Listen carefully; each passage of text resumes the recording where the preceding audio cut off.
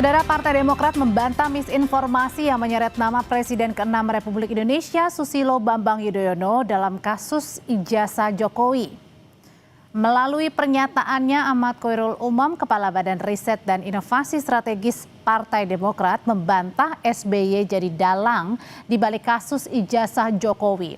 Demokrat menyebut misinformasi tersebut bisa merusak reputasi dan ruang demokrasi.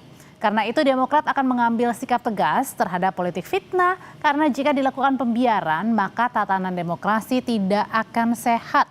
Langkah tegas yang akan diambil yaitu dengan melayangkan somasi terhadap sejumlah akun di media sosial yang diduga jadi dalang penyebar fitnah. Sebelumnya, pertama, Pak SBY tidak terlibat dan tidak pernah berada di balik isu ijazah Pak Jokowi.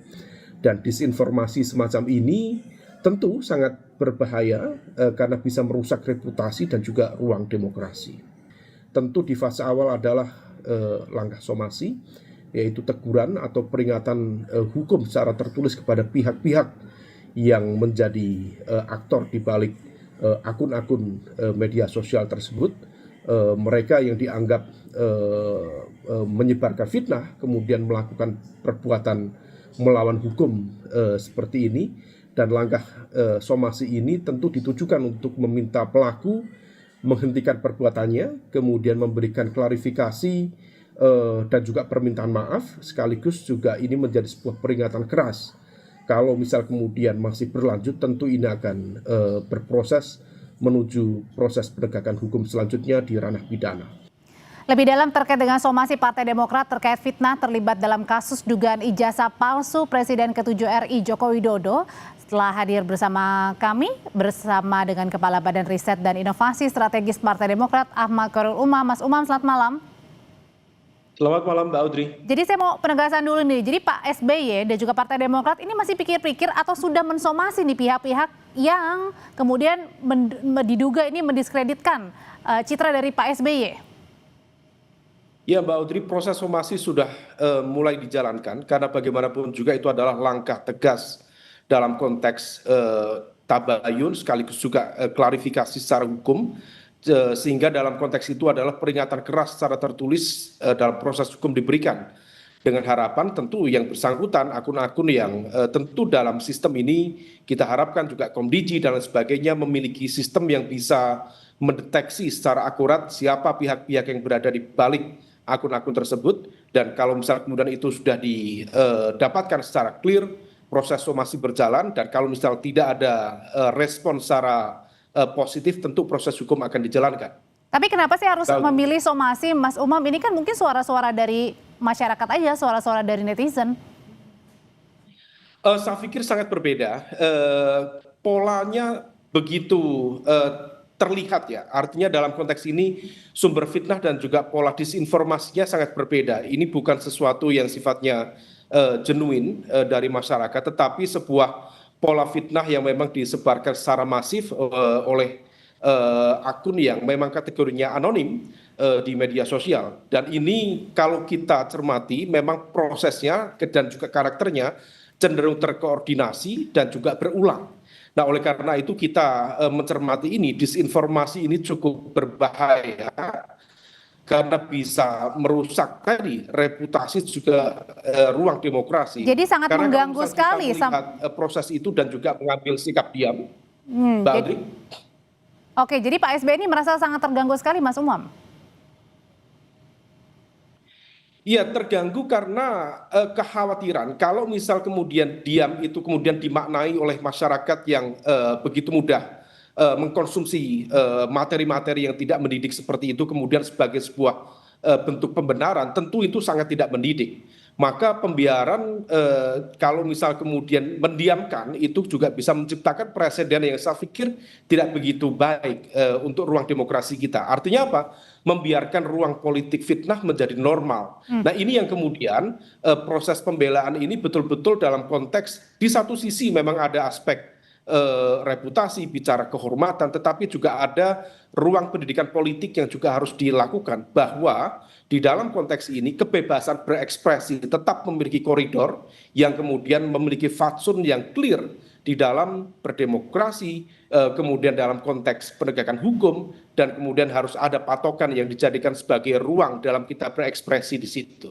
Oke, kalau disebut tadi politik fitnah, kalau gitu Partai Demokrat sendiri menduga-duganya ini orang-orang yang kemudian tadi ya memainkan peran narasi di balik media sosial ini adalah orang-orang yang pro akan Presiden ke-7 Joko Widodo, atau orang yang memang benar-benar netral begitu yang hanya bersuara saja di media sosial?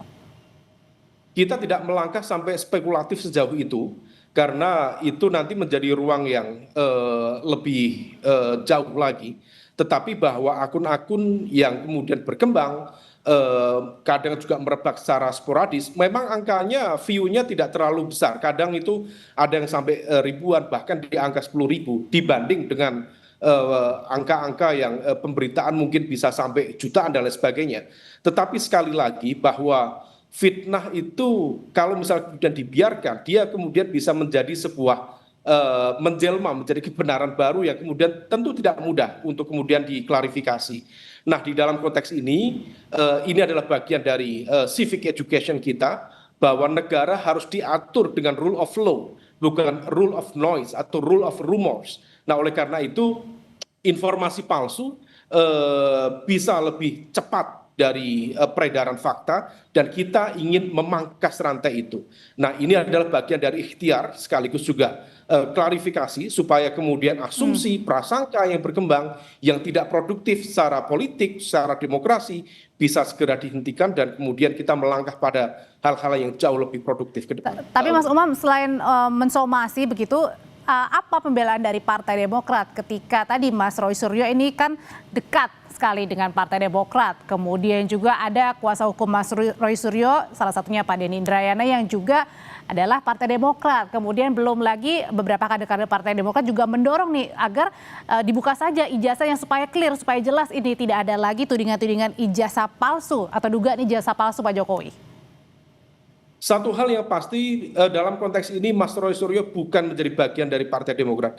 Beliau menjadi partikel bebas yang sangat terpisah secara organisir, secara struktural dengan partai. Nah, di saat yang sama, kalaupun kemudian ada elemen-elemen yang kemudian memberikan dukungan, tentu ini menjadi sebuah pola relasi yang sifatnya profesional mereka, dan kita tidak tahu menahu dan kemudian betul-betul terpisah. Apa yang disampaikan beberapa kalangan profesional di bidang hukum, misalnya Mas Refy Harun misalnya, sempat menyampaikan cukup manusiawi ketika ada satu dua pihak yang kemudian menghadapi sebuah proses hukum, dan kemudian siapa yang terpikir untuk dimintai bantuan, tentu lingkar dekat yang barangkali dulu memiliki hubungan yang cukup intens. Nah, di dalam konteks itu, proses pertemanan lama yang barangkali menjadi bagian dari koneksi, yaitu hak masing-masing. Tetapi secara keorganisasian, dalam konteks fatsun berdemokrasi, dalam konteks berpolitik, sama sekali tidak ada. Partai Demokrat, Pak SB, clean and clear, tidak terlibat di dalam konteks ijazah Pak Jokowi. Tapi sama sekali tidak terlibat. Sama sekali tidak terlibat. Tapi kalau misalnya sudah dilayangkan somasi, kemudian penuding-penuding ini masih terus menuding Pak SBY berada di balik penuding ijazah palsu Pak Jokowi, pertanyaannya apalagi langkah hukum yang akan dilakukan Pak SBY dan juga Partai Demokrat, Mas Umam? Ya, somasi itu hanya proses awal yang sebenarnya memberikan ruang bagi aktor-aktor yang berada di balik itu untuk segera mengakhiri proses tindakan mereka. Kemudian di saat yang sama kemudian memberikan ruang klarifikasi sekaligus juga permintaan maaf kalau misal kemudian yang bersangkutan memungkinkan melakukan itu, memiliki itikat baik, dan sekaligus ini juga menjadi sebuah ultimatum sekaligus juga peringatan keras. Kalau kemudian proses itu masih berjalan sebagaimana concern Mbak Audrey tadi, maka proses hukum dalam konteks ini adalah di ranah pidana tentu akan ditempuh. Nah, oleh karena itu proses hukum nanti akan di follow up oleh tim hukum, tentu seiring dengan proses investigasi. Sampai berapa lama Mas Umam follow up-nya atau somasi ini berjalan? Bagaimana Mbak Audrey? Ya, sampai berapa lama somasi ini berjalan, memberikan waktunya berapa lama?